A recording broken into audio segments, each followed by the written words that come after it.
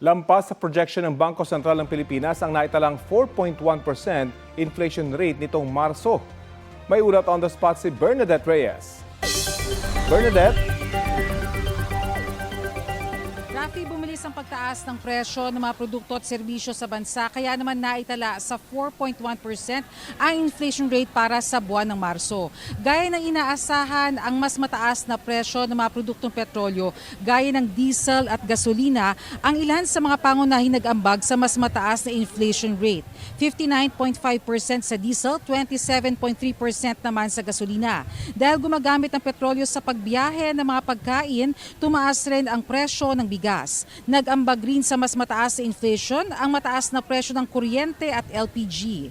Mas mataas rin ang inflation para sa bottom 30% o yung pinakamahihirap sa bansa na nakapagtala ng 4.2% na inflation. Maging sa mga lugar sa labas ng Metro Manila, diesel at gasolina rin ang pangunahing dahilan ng pagbilis ng inflation. Ang 4.1% na inflation rate ang pinakamataas mula noong July 2024 kung kailan naitala sa 4.4% ang inflation rate. Lampas din ito sa projection ng Bangko Sentral ng Pilipinas na 3.1% hanggang 3.9% inflation rate nitong Marso. Sabi ng BSP, patuloy itong magbabantay sa mga nangyayari sa gitnang silangan at epekto nito sa ekonomiya ng Pilipinas. Pakinggan natin ang bahagi ng pahayag kanina ni Yusek Dennis Claire Mapa. Yung direction niya sa ngayon is that it will continue to increase.